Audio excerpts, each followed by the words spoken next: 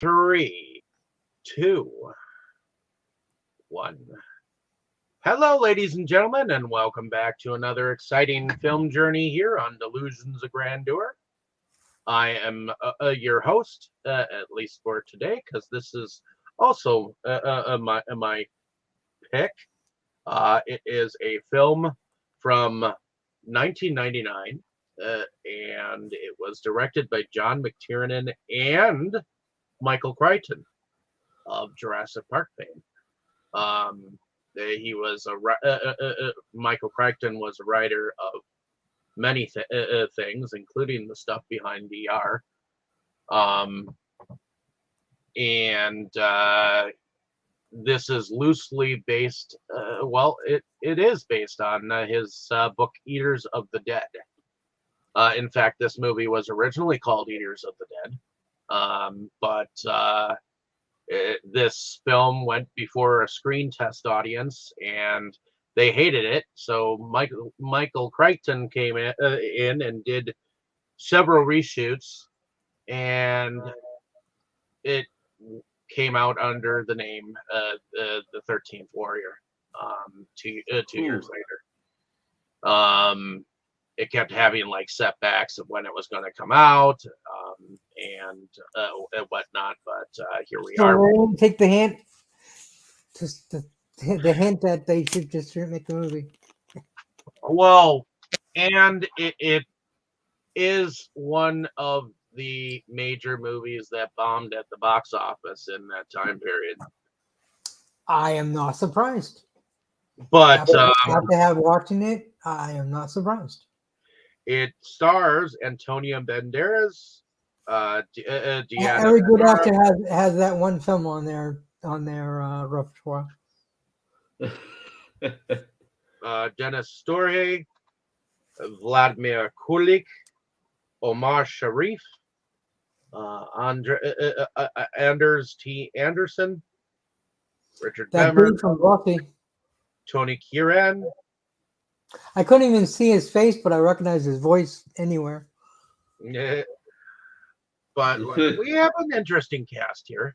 A lot of them are Norwegian actors. But let us see what IMDb says about the film. So, a man having fallen in love with the wrong woman is sent by the Sultan himself on a diplomatic mission to a distant land as an ambassador.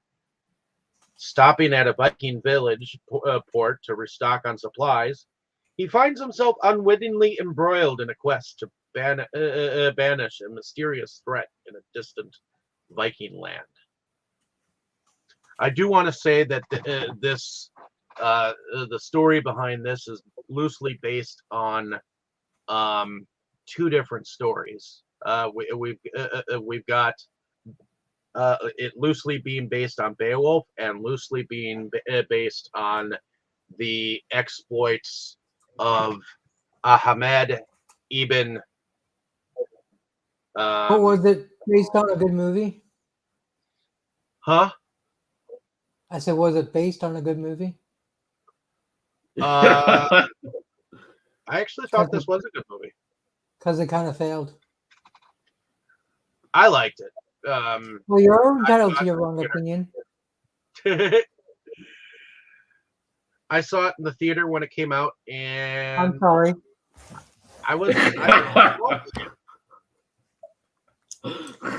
Theaters are expensive. That's a waste of good money. At the time, I didn't pay for it, so. But in my defense, but somebody wasted their good money. Tammy, you wasted your money.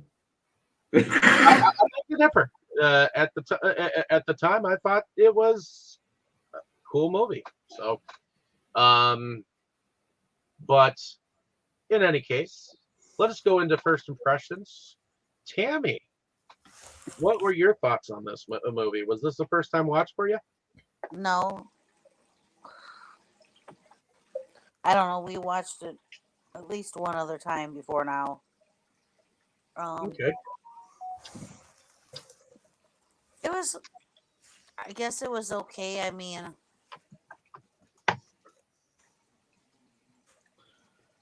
I guess I would have wanted to know a little bit more about the people they were fighting. You don't know much about them or whatever, except for that they come down the hill and they fight them, and they're extreme in their fighting. But what are they? They're basically cannibals, and they come in this ring. That's what you get them whole talking about it, and then the fucking thing appears, and you basically got two fucking things you got to kill to get these people gone from them. I guess it had some good points and stuff. I mean, I do like Antonio Banderas as an actor, so but it was okay. Okay. What about you, Boris? Was this the first time watch for you? Yes, it was my first time, and I must say I was somewhat struggling to follow the story, and when Right? there were yeah, although I must admit, while I was watching the movie, I thought that it was my fault somehow because of my No. general attention issues, and because when you get so many different characters at once, I often struggle to distinguish and memorize who is who. So I thought. I that was why I was somewhat struggling to follow the story, but I thought that was my fault, and also because last night I didn't sleep very well, which also got in the way of my attention. But now that I heard that Kroll had a similar issue as me, it makes me feel somewhat better, I must say. But Yeah, uh, especially uh, where I don't have an attention issue. but to be honest, I cannot quite put my finger on what exactly it was that was preventing me from paying proper attention and following the story Same here, properly. brother. Same here. Yeah, so there isn't really anything specific I could point out about the movie as a specific flaw, but I don't know. For some reason, I was kind of struggling to follow the story, and I had to read the plot on Wikipedia later. From what I read, the story isn't bad, but yeah, it turned out the way it did, and I'm sorry. And of course, I don't mean any disrespect to anyone who does like the movie. Well, I really like the movie. All disrespect due to everybody that doesn't that like this movie. Okay, Oh, it was horrible, and I don't care.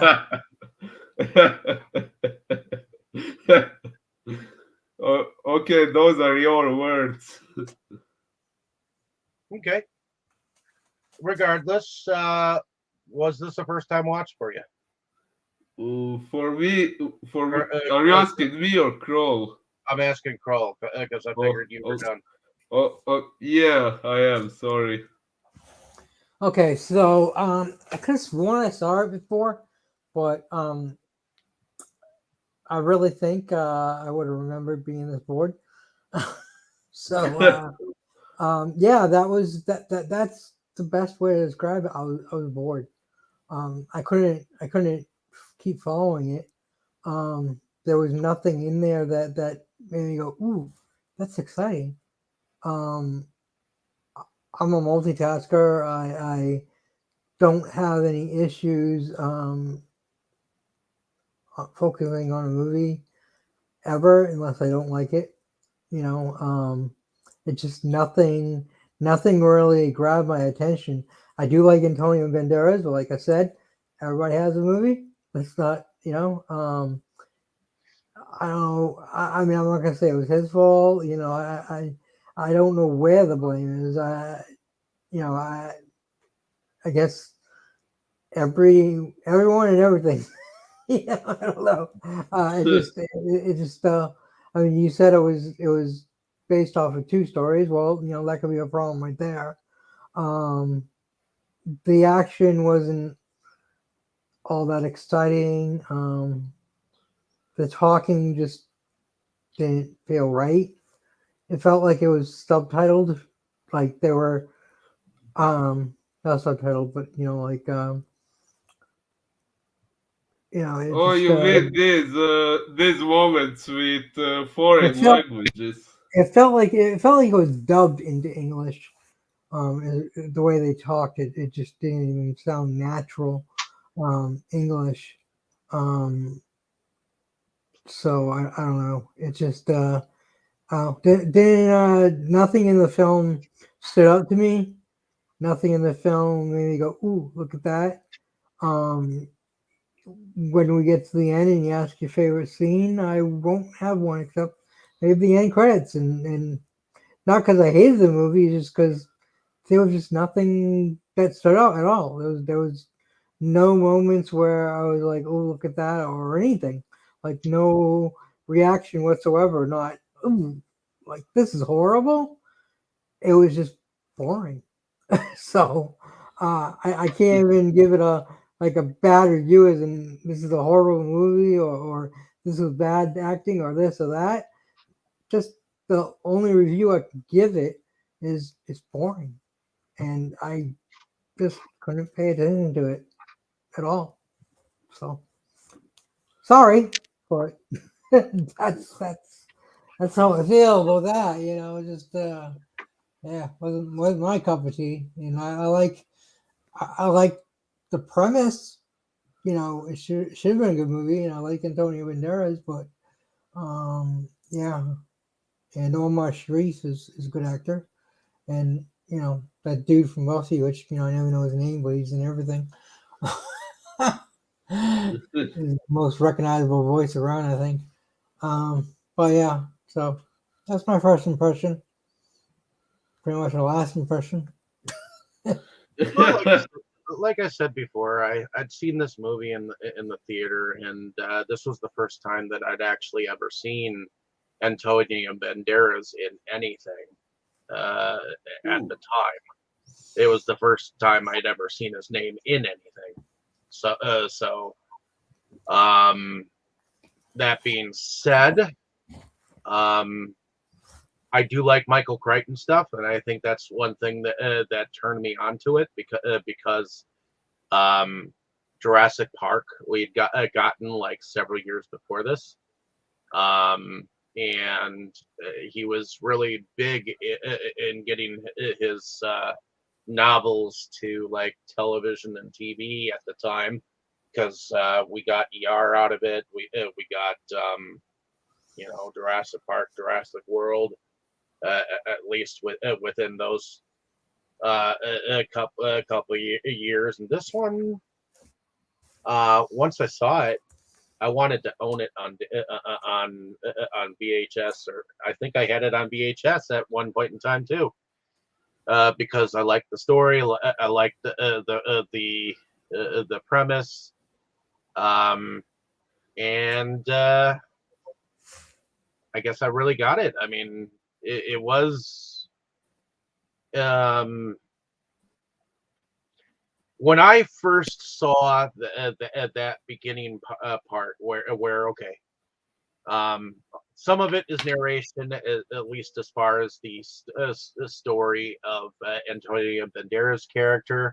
Apparently, in real life, the person that this was based on, he was a scholar uh, who did go and uh, he did go and take down the stories of some Swedish Vikings in real life. But it's also, like I said, somewhat based on the Beowulf story.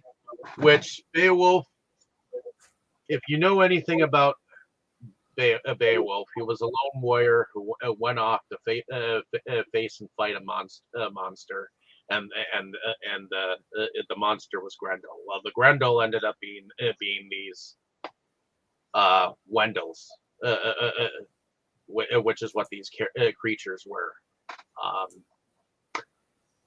And Antonio Banderas, he plays a man who has been outcast and banished from his country, even though IMDb says that he was sent out as an emissary of some sort. It's kind of weird because he was banished. How can he be on a mission when he was banished from his country? You know. Oh, good question. Actually, I didn't. But I guess there are various. That's why I stories like IMDb. That always wrong.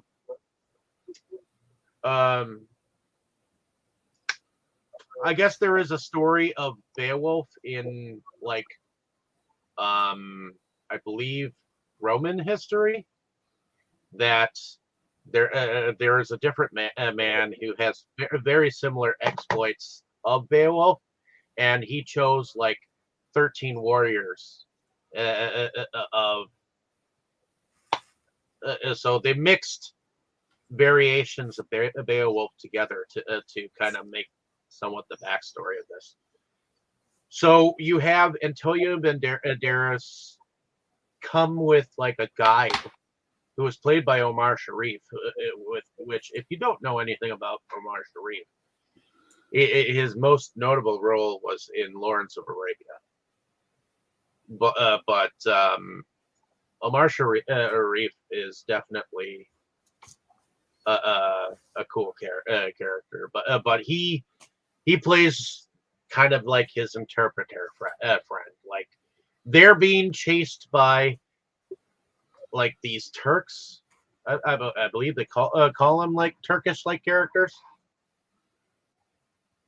And then they're chased to a river or a lake, and all of a sudden this Viking boat shows up, and they call them Northmen right off the bat. And some people that were with them in their caravan scatter, and they stick around. They go in to try to speak to the leader. And what's interesting here is they try to speak to several people in Greek, but they actually answer back in Latin. But they're asking for who the leader is and what's going on. And apparently they're in the middle of a Viking funeral for their recently dead king. And that's where we get the whole scene with Omar Sharif saying, "Witness this, because you may not see many of these." So, but shortly after, they bury their king in that most Vikingish of ways, where they burn a virgin alive with their king on a ship. It's like the next day, and there's this boy that is standing on a boat outside, and Eben, I shall call him Eben because that's eventually what he either becomes Eben, little brother, the Arab, later on.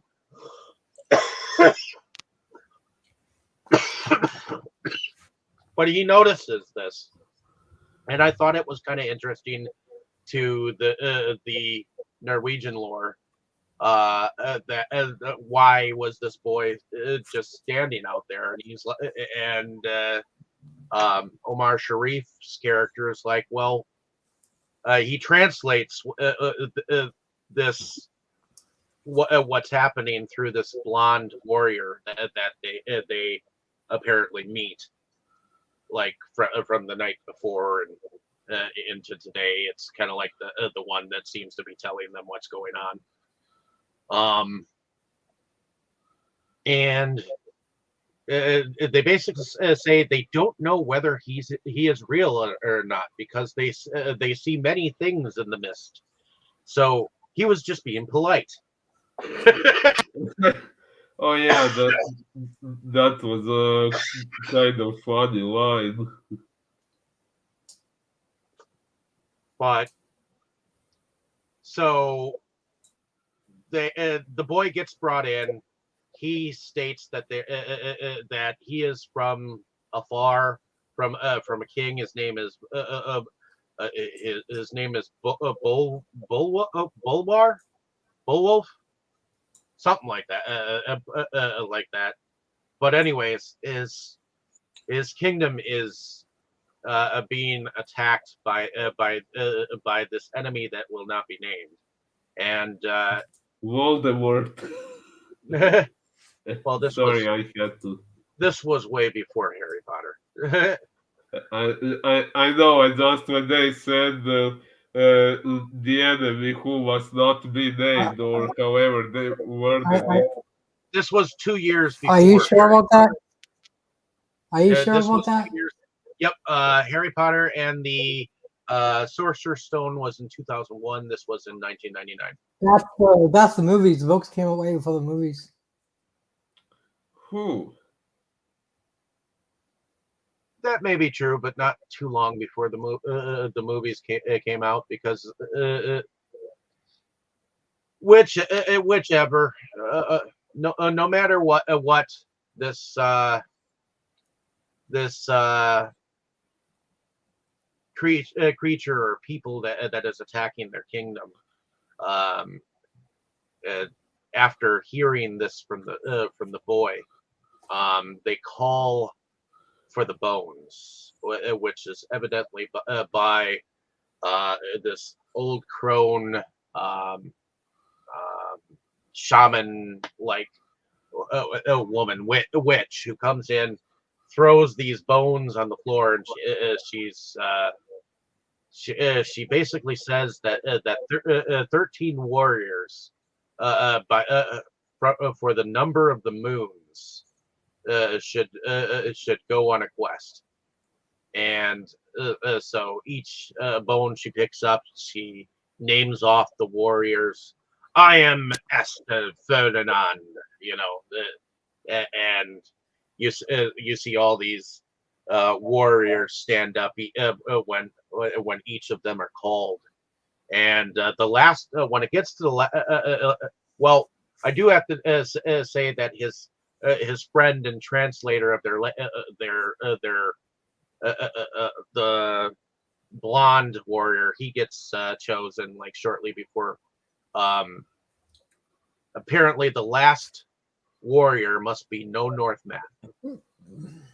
So they all. I want to point out that. Just want to point out that Harry Potter and the Philosopher's Stone came out. Novel came out in 1997, and the 13th Warrior came out in 1999. Huh. Okay, so it's very possible one or the other might have actually taken that from reading the book, but but they were able to put it to screen. And actually, this movie actually was finished first in 1997, but then re-edited. Huh. Interesting. And it didn't come out until 1999. So it's very possible someone might have actually read the book and stolen it for the movie. Although people steal shit all the time, so this, because 13th Warrior did it first on screen. Possibly, yeah. And also, this movie was based on a novel. Not sure when that novel was released, and if they used that term in that novel too. In that case, it I guess would have been a coincidence. Well, it's very yeah, in the novel Eaters of the Dead. Let's see, Eaters of the Dead by Michael Crichton. Of the Dead, the men. Let's see, was basically. Oh yeah, okay. So the Eaters of the Dead was written in 1976. So that beats out Harry Potter.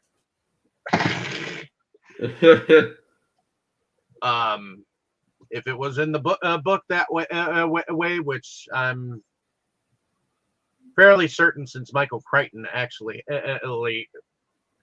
uh, took and became director of this movie, like towards the end of the project, you know, then he did it first. Who I do knows? want to mention the scene where, like a little bit before this, where they were passing the bowl around and they were sneezing in it and like wiping their face in it and all Oh that yeah, jazz. Came to what Aben. was That was what was just a the morning bowl to freshen up their face. What did y'all think about that? I found it kind of disgusting, and I was wondering what was the point of it. Why would they be doing that? Uh, to be disgusting. Well, actually, at that point in time, men and warriors had to share water amongst each other, and they didn't give a shit. You know, Uh, they didn't care about like cleanliness all that much at that point. You know, in those days, although and it definitely seemed like Eben um, was for sure like looking at the thing like disgusting. In fact, he pushed the bull forward. In fact, I thought I remembered uh, seeing Omar Sharif say, "Hey," the first time that I saw this, I thought I remembered him saying something. Hey, you're being disrespectful. But in the cut that I saw, he actually just pushed the bull away. uh, and you say that the warriors had to do it that way. Why did they have to do it that way? It was just their way. They they they don't knew no manners. They were barbarians. They knew nothing about okay. What does one snot do to my face? They had no knowledge of staying away from like diseases and shit like that. That's why you know Ah, they had so many diseases because they shared juices. You know, jeez. but anyways, They said what? they shared juices. I mean, they shared sweat, blood, uh, that morning bowl that they were passing around, where the one guy was like blowing his nose in it and shit. But anyways, moving on. So unwittingly, Eben must go with these warriors to that distant land to help, uh, you know, help against the land in which from whence they came. And so you see them in a boat.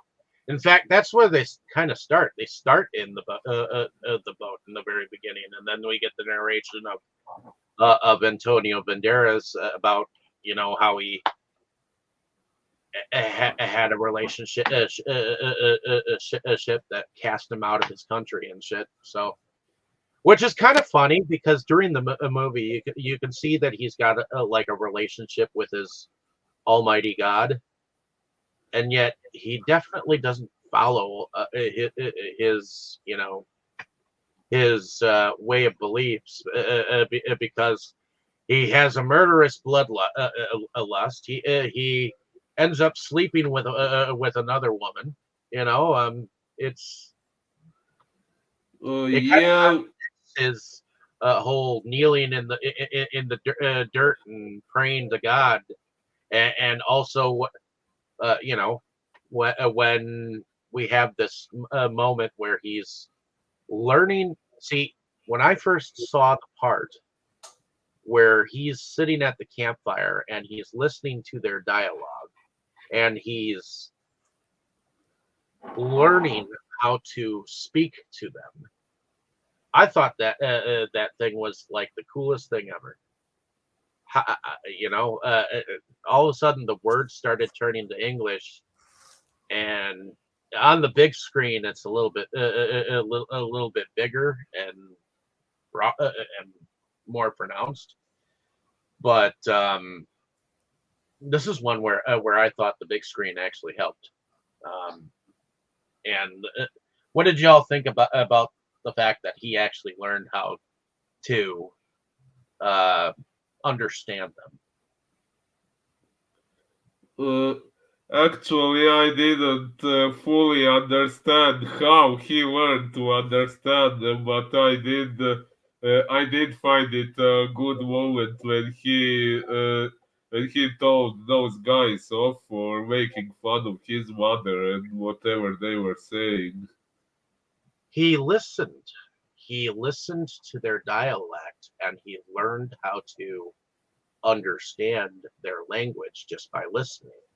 That is how he did it, and he listened a long time, uh, and rolled the stuff over. In fact, when uh, Bulworth says, "Hey, you control sounds," he's like, "Yes, I control sounds." So he can learn languages just by listening. Which, if you open up your ears, you can hear what people say. So, Interesting. but I thought it was kind of interesting when Bogard asked him to show him how this was done. He wrote in the sand, "There is only one God, and Muhammad is his prophet." So I think that was like a Christian. Uh, uh, I, I I think that Uh, was more like paraphernalia. Um, it's just like Nazis have their paraphernalia. A Christian thought a Christian belief to push actual. forward that is the reason. Because I believe in one God, this is the reason Uh, why I am able to control these sounds. Yeah, but since he was mentioning Muhammad as a prophet, I think he was Muslim, not a Christian. Christianity started from Muslim belief. So, um, but Mm. uh, Christianity started the cult. but in any case, moving forward from here, he now understands everything. So, another thing that he does that is very un-Muslim like is he shows bravado of his horse after he's told only an Arab can bring a dog to war. uh, so he makes a show that his horse can jump. But they end up following an older guy. In fact, I thought it was interesting that they smelled perfume first. um, and evidently there was a squire of the king of the land that was asking about why they were there, and once they told them who they were like, "Oh, the king should like to see you first." So they go to the king, and he's an older guy. Um, he's got a son that appears to want to take over his realm. Um, and but we don't learn that like until after like the first battle that we see. But the first thing that they do is they spend the night in fact, wasn't there a child that was running naked in the fields first, like during the day? There was something like that, I think. Yeah. So I do believe that there was a child that was naked and covered in blood that was running through the field. In fact, I believe it was Even that saw him. So they all ran. They all rode down with their horses, and um, I believe it's the wife of the king that notices who the child is, and she takes them to like the cabin from whence the child came, and this part is kind of kind of like the first time a cop actually sees like a murder scene, you know, uh, Who? with Eben, because I don't think he's seen quite this bloody brutality before, and that's why when he walks in and the bloody arm just falls off, he like runs out of there really quick and pukes. Oh, yeah. What do y'all think about that cabin scene? Well, since I have seen my fair share of horror movies, I wasn't too disturbed by the moment of the arm falling off, but I can imagine why someone would be if they saw that in real life, especially for the first time. And what about you, Tammy? What did you think about that particular scene? Did you think that it was a little bit grotesque or no? Well, yeah, it looked pretty gruesome. I can see where he was not used to that kind of a scene compared to the normal warriors, you know. So Yep. What about you, Crow? What did you think about that scene?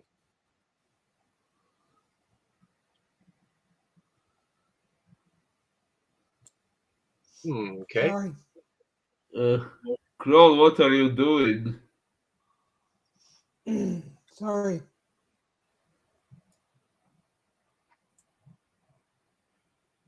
What did you think Uh, about that scene? Nothing. Okay. Uh, No thoughts. Say something. Can you not hear me?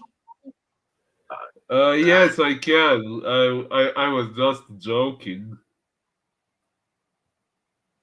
okay, so nothing. Okay.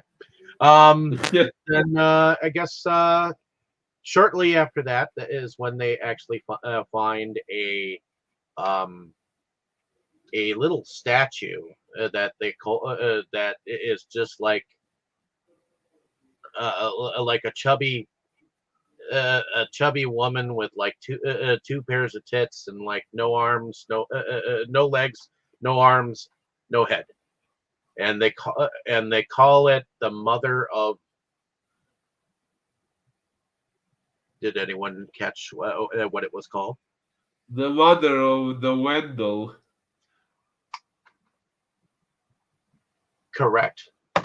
And apparently, that seems to frighten some people that are in that land, because apparently there are these supposedly creatures that appear in a dragon serpent. In fact, we even hear an eyewitness or two of the so-called fire serpent. They believe that it breathed fire, and it made sure that people disappeared and all that jazz. And so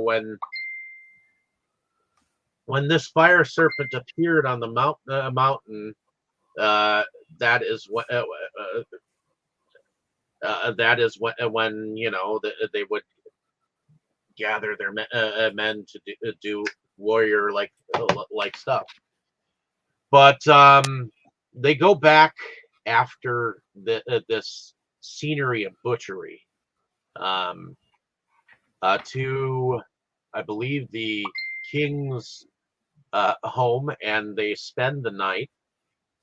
And during the they don't drink, and I don't think they eat all that much either. In fact, Eben says something that he does not. We're not drinking tonight. No, we're not drinking tonight. But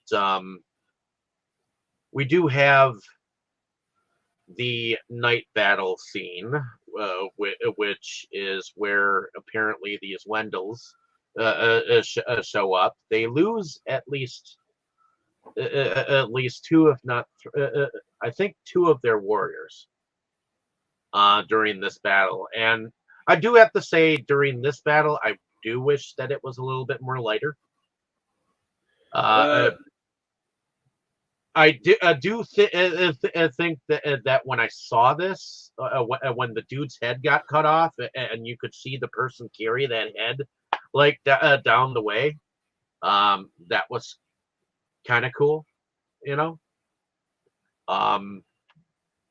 But I do wish that it was a little bit more lighter during this battle scene. What do y'all think about that battle scene?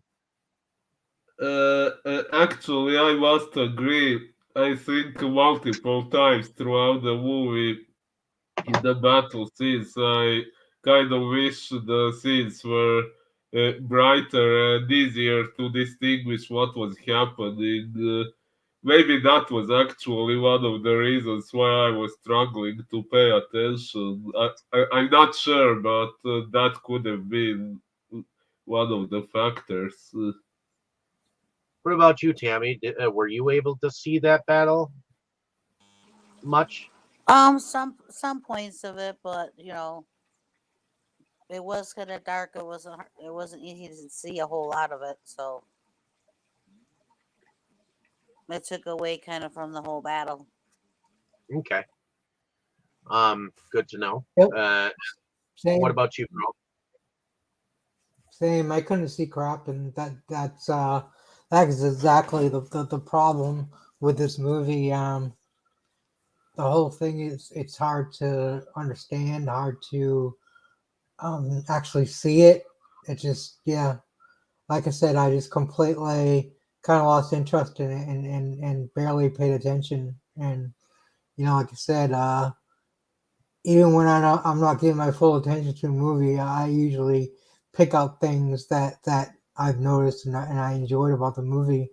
But there was just nothing in this one. Just I really struggled trying to watch it, and it just wasn't happening. So, do you judge movies on being able to do things while multitasking, or by watching it single-handedly? It doesn't matter, dude. Okay. So I am a multitasker, so whether I just sat there and only watched the boring movie or did other things, it doesn't matter. I always, I do things every time I fucking watch a movie, and I sit there and tell you when you make a mistake on the movies, and Brandon on the other show. I watch everything. I know what's going on. I know the free cast. I know the plot. I know what's going on. I know what happened. You know, this movie just kept boring the hell out of me. So it really doesn't matter. well, I know one thing. Tammy seemed to like that blonde guy a lot. What did you think about his character? I believe his name was Herger, I believe. In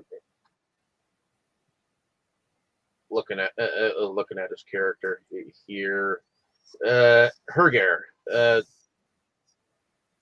but it was played by Dennis Storhoy. Um, that blonde friend of his Tammy. What did you think of his character throughout the film? I thought it was cool that he basically befriended Armand's, character. I mean, Antonio Banderas' character. He kept calling him brother. And so I thought that was neat that they kind of got a really good friendship, maybe a little bit more than, you know, not romantically more, but just a little bit more of a bonding than just friendship. A bonding kind of like real brothers. Well, yeah, his relationship with Eben, that was the only one that was allowed to, like, unfurl, like, throughout the film. It's like he was the one that seemed to be the one that the character was developing more. So and I thought that he was the only one that seemed to have a little bit of humor and things like that. Oh yeah. So that's why I liked him. So So they do have a first battle that happens where, I believe it happens at night.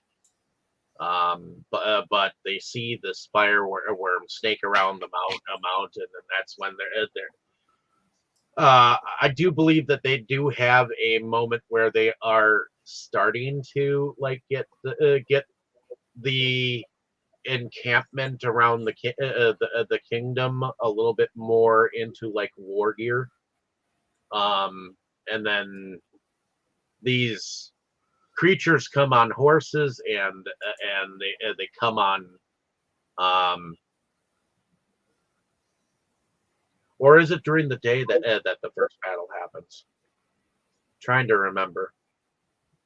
If you can't remember and you know this movie better than any of us, No, well, I do believe that they do have this first battle where they are able to stave them off,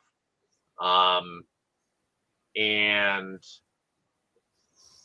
then they, after battle, is when and this is the first battle, because he's given a sword, Eben is, and apparently this sword is not quite like his cup of tea.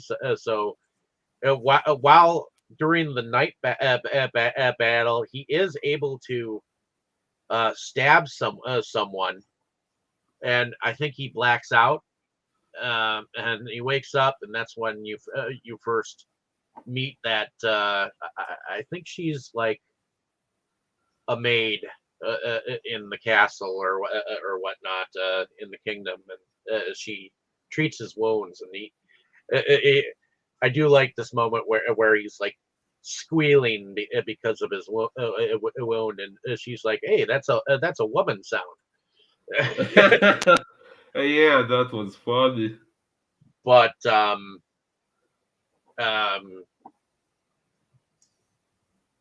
he eventually does create a sword for himself, um, out of the sword that he was given, and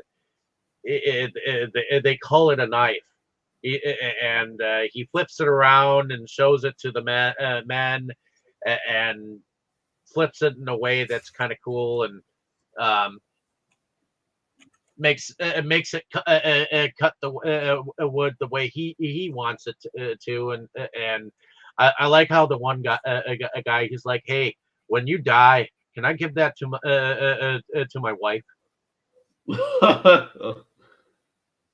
But there is a moment where they realize that the king has this son who evidently is causing trouble. So they have to make an example of him, and he has like this large red-haired dude who is like one of his bodyguards, and so even a friend Herger, he goes and picks a fight with him and makes an example of him. And at first, you think that he's going to be like killed from this dude because they each start with like 3 shields, and dude gets him down to the last fucking shield. He looks like he's so out of breath, but he just takes one turn and he slices his head off. Let's pull down. And he's like, he just throws the money to the son, and he's like, "Here, take care of your friend." And Eben's like, "You could have taken care of him whenever the fuck you wanted," and he's like, "Yes." I did hear that. I do remember that scene. It was a funny scene. Eureka! The scene I remember. Huh? It was a funny scene because he was like, I, "Then why the deception? Why the lies?" You know. So that was an interesting scene, I thought. And then also, I think there is a woman that the wife of the king knows, and she's another a shaman like a woman, and she tells them that, okay, I do like the way that she speaks. Warrior, says the Wayne. Rain. Chieftain, says the wind. Why seek you me? You know. She speaks kind of weird, but she basically tells him, "Hey, you've got to go kill this mother creature, and you got to kill their lead warrior. They're kind of like a collective." And she's like, "Seek them in the earth," and they're like, "Well, what the fuck?" But then when they're like out on the road, and it's Eben who gives them the idea. Hey, they think they are bears. So what do you do when you hunt bears in winter? And you and they said you hunt them in caves, and it was like, yeah. Where are and the that's when it caves? dawns on them, that, and one of them had been scouting ahead, and I believe it was that curly-haired one, the one that looked a little bit more well kept than the rest. He came back, and they were like, "Is there a cave?" And they're like, "Yes." So they go over to where he was scouting, and they were like, at first, like, "Wait, there's no cave," and it's this area that seems to have like several like guards of these bear-looking creatures walking across these like wooden bridges that kind of look like they could have been on a like Indiana Jones set or something like that. But they look down, and yeah, they're going straight into the straight in underneath them. So that's where the cave was. So they this is where it starts to get interesting, I think, to me. Um, they disguise themselves as the bear creatures, kill a few of the guys outside. They go in. They kill off a few more creatures, and then they realize that these creatures are all the way around on the inside of these caves. So they figure that instead of like going head at them and alerting like all the other ones, why don't we like use this water down below and like and like come up and surprise them, you know? So there is this moment where they take a rope and they're each swinging across, and basically they're swinging across, and then they have to slide down the rope into this like lagoon like area, and then apparently shortly, not that far away from that, is a cliff like rock face where they go up behind these guys. And they're all like communing like to whatever god that they seem to commune to. They're like in the zone when they come up behind them and slit their throats. And while they're fighting with those guys, that's when they tell Bogard to go kill the mother of the I think they call her actually the mother of the wren, or the wen. Yeah, I believe that's what they call her. The and I think that I only remember the phrase "mother of the Wendell," and the Wendell was what they were calling those creatures. yeah, but when he goes through and into the lair of the mother, I thought this was kind of interesting. It showed that um, Bulgard, or whatever the fuck his name is. It's hard to say his name. Bullwith. That's his name. Bullwinkle? Shows that he actually has some fear because he sees the heads of his men in like these vines and shit, along with like these skulls. Did you notice that? Oh yeah, that was at least to me one of the more interesting visual moments of the movie. This heap of skulls. Well, and there were also uh, uh, there was also a room in which I believe that Eben had dropped into, and he's like, "I was wrong. These are not men." Oh yeah, that's right. There was a second battle that they had before this, and that is when he had his bloodlust, and I do like this moment where he realizes that they are men, and he has this like charging. He starts killing people off, and he turns around, and Herger is like, "It's okay, little brother. There is more."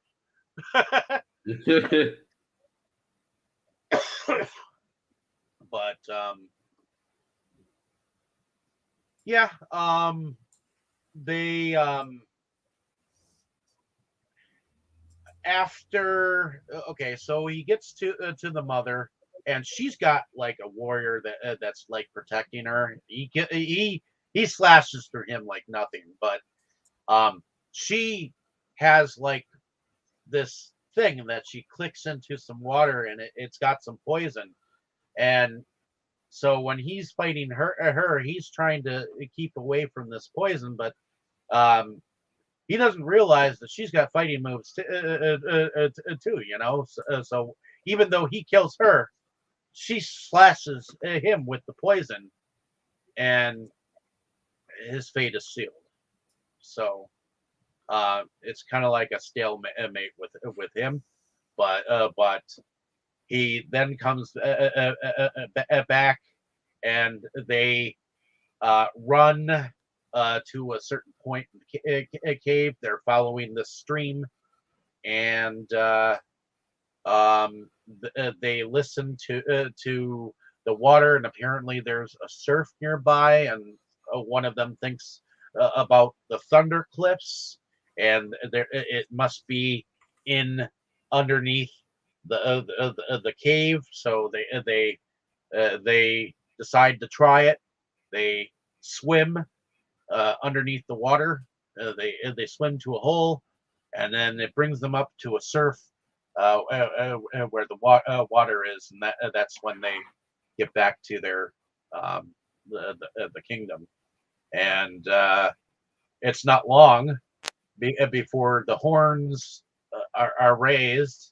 They because they think they have until tonight, but they are fucking pissed. Their mother was killed, so they are ready to fucking attack them like right the fuck now. And I do like that we have a moment with Bullwith where he's like, "Why you're wearing that long face for me?" And he's like, a man would call himself rich if he were able to write the stories before one passes, and he's like right back. One would call himself rich indeed. And so he even starts thinking of how he's going to write his tales, and that's when the horns are raised, that the fireworm or whatever, or that they see the people. It's actually raining, so the fireworm can't be seen. But they end up going to battle, and I do like this moment. There is a saying that they say whenever a Viking has to die. Lo, there do I see my mother and my father and my sisters. Back to the line of my people. Back to the beginning. That saying. I like how they when each of them like spoke in line and together right before the battle. And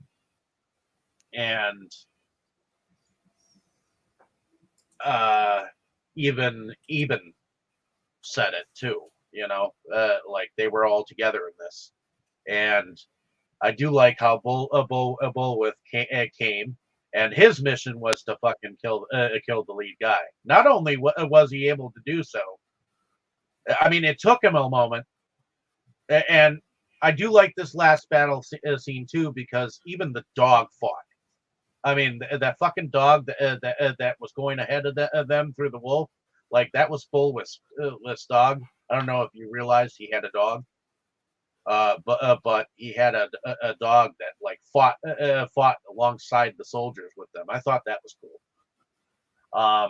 But once Bullwith killed the lead guy, that's when it seemed like the dudes were all called off, and that was pretty much it.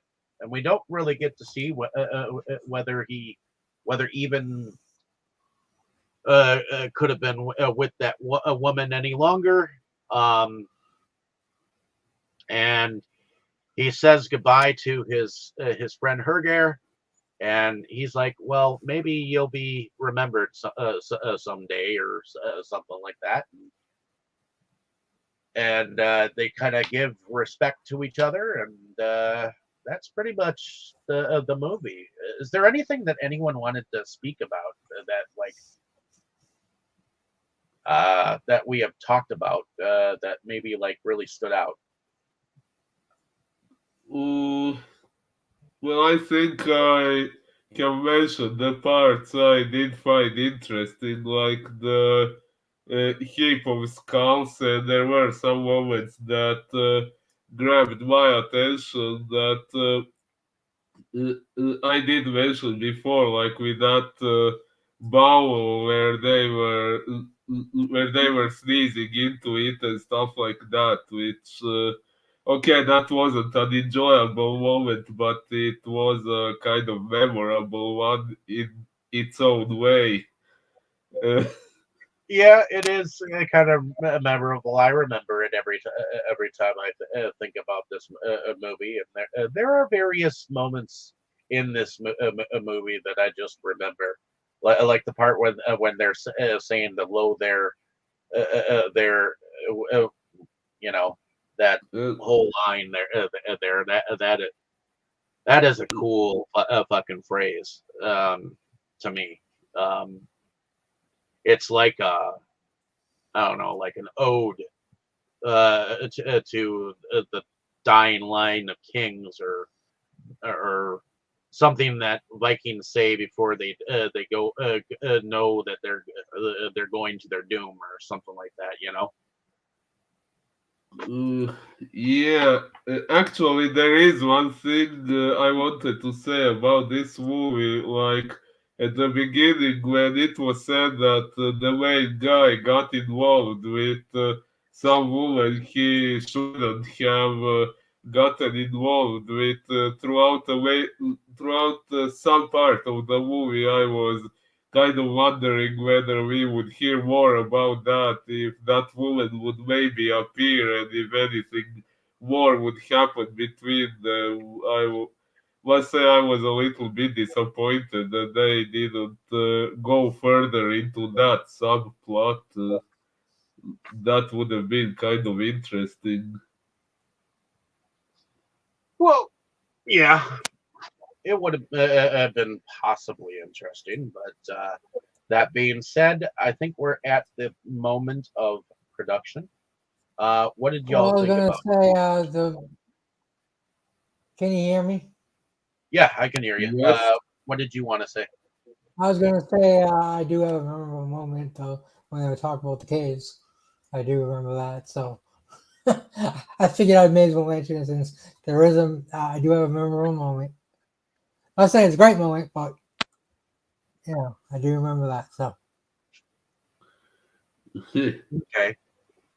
Um, as far as production goes, did you have anything on production? yeah, it's too freaking dark, Okay. and that's all. See, Can't I tell you had anything that else because problem. it's too freaking dark. I had that problem with Ang Lee's Hulk. That was way too Really? dark. Yeah. I couldn't see No, I anything wasn't. in that movie. Huh, that's weird because I had no issues with that. Whereas this movie, I can say for that first like night in the King's Hall when they get attacked, that part I think should have been more brighter. As far as the other scenes in here, I thought they were fine, but that's just me. As far as production goes, I thought with what they were given, I thought they did okay with what they were given. I Ooh. realized this movie had like several different edits, and it could have been a lot worse after, you know, being in the chop shop, you know, and then having the actual author be the fucking director at the end of all things. So, from what I Okay, you. hear, we didn't even get that ending battle, and from what I hear in the original cut, they actually killed off. They actually killed the woman that sent them on their mission to begin with in the first cut. And Hmm. there was a big thing about it being not detrimental to our heroes or whatnot, like it would have put them in a bad light or something like that. And I guess the original score was scrapped for Jerry Goldsmith, so that's Well, that was different. well, Jerry Goldsmith is good. I guess we can never complain about his music. No, and I thought the music was serviceable. You know, I thought the music went pretty good with it. At least the music that we got. I didn't hear the original score, so I can't say that.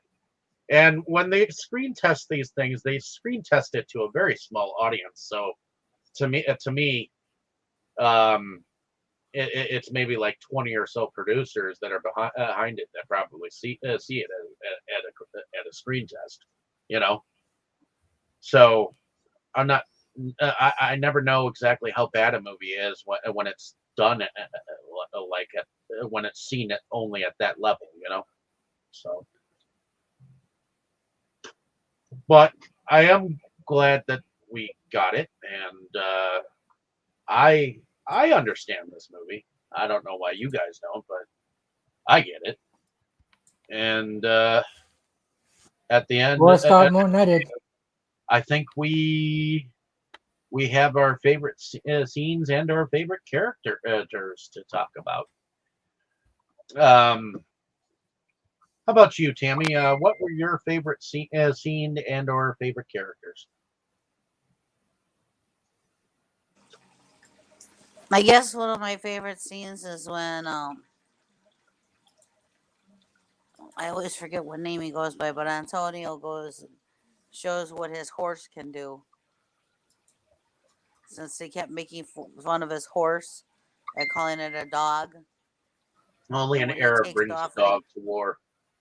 and he goes and does jumps all over, jumps and all, and jumps so at the end jumps over the horse, the other horse, and they're all just looking okay, and they say, "Oh, well, the horse can jump." Yeah, So at least the dude that he knocked off a horse was able to get up and laugh at right, it. that was like one of my favorite scenes. He's the blonde guy and him are my two favorite characters because I think they work very well together, and their interaction and the bond that they come up with during the movie, I think helps the movie. So And I do think that there is a bond between him and uh, Bullwith too. The blonde chiseled guy. yeah, Because it seems like he's got more respect for him, like after he learned their language, and then uh, later when he actually felt something for him, like when he whatever. So, anyways, what about you, Boris? Favorite scene or scenes or favorite character or characters? Well, I guess my favorite character would have to be the main character because the other ones, like I said, I was kind of struggling to distinguish them from each other and figure out who is who. Sorry about that. My favorite scene, well, Tammy mentioned a good one with the dog. That was kind of interesting, and also when Antonio Banderas's character told these other guys off for making fun of his mother, and when he let them know he could understand their language, that was also interesting.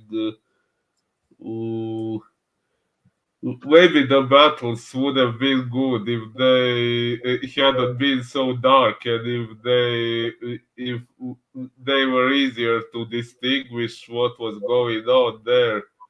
Oh, the first encounter with the Vandals was also kind of interesting.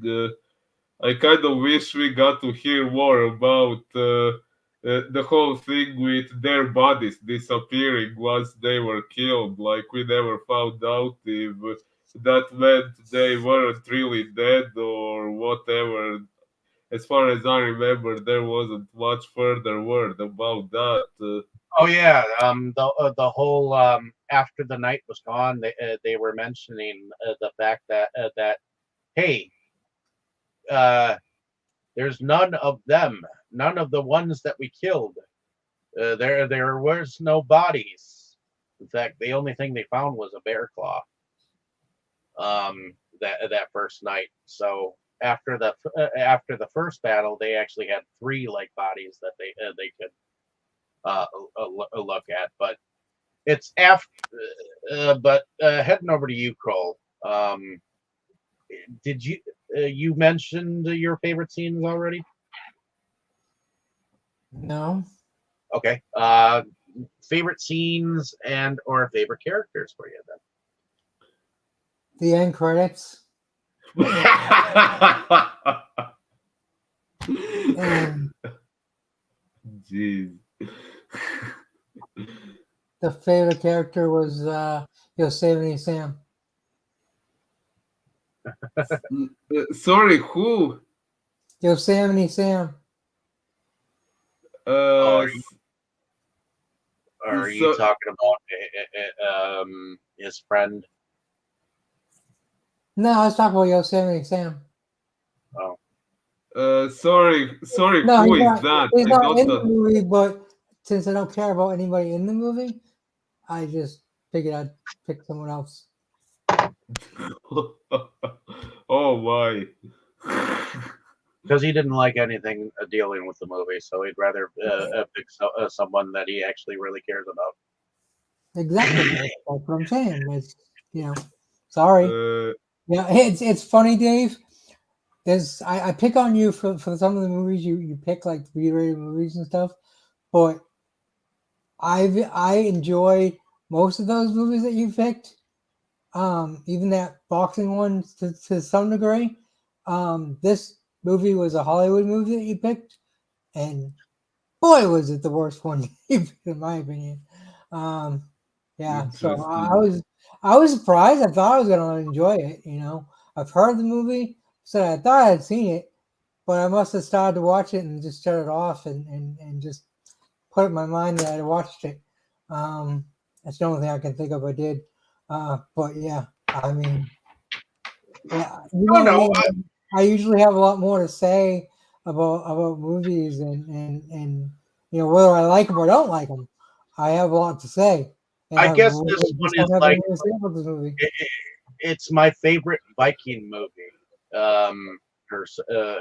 If I had to choose one, so I have to say that you really need to watch some more Viking movies. there really aren't We that. watched the one we saw last week because that's way better. I thought this one was better than that one. Well, at least this one had a happy ending. I'll give it that. Sort of. It still kind of killed most of everybody off. Okay, yeah, that's true. But I don't know. At least the main character survived. My favorite scenes are the full moments. I mean, who would not want to like wash their face in that after all that? Oh my. Uh, the whole learning the dialogue part, and when he just says very slowly, "My mother was pure, but at least I know who my father was. You Oh. dirty eating mother son of a whore." I do remember that line too. uh, or and then later on when he first realizes that it is a man, and he starts slashing away, and his friend is like, "It's okay, little brother, there is more." and then shortly after that, he's thrown a stick, and they have to like play chicken with these sticks with the horses. I thought that was cool. And his expression on his face, like, must I really stand here with this stick? um, but yeah, those were some of mine, and I do like the fact that that Beowulf does come back out for one last fight, and I do enjoy that his dog actually fought alongside him. I thought that was cool. So, but I think that's pretty much it, ladies and gentlemen. Unless anyone else has anything else to add. Ooh, oh, okay, maybe I have one thing to add. Okay. Hoot hoot. Okay, sorry. So next week we're going to be taking a break for Easter. I'm going to be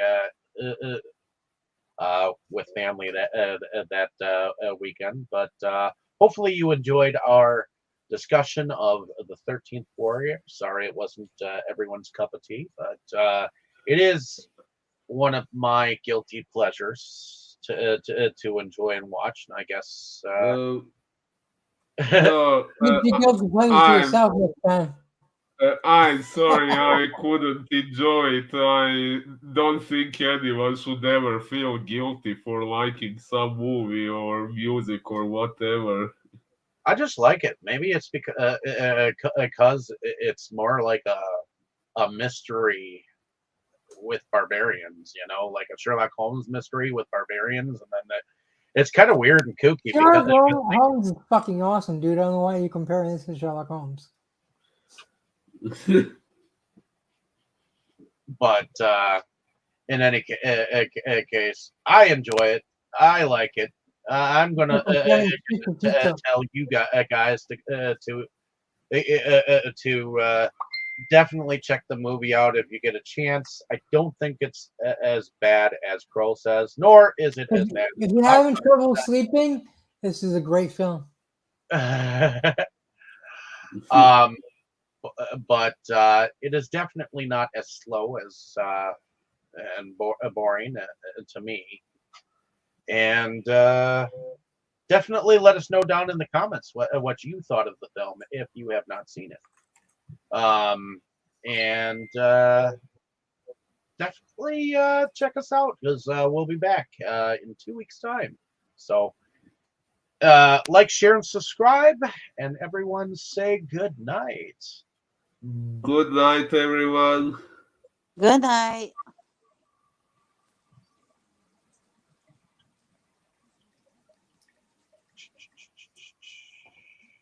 Hey, Lucy.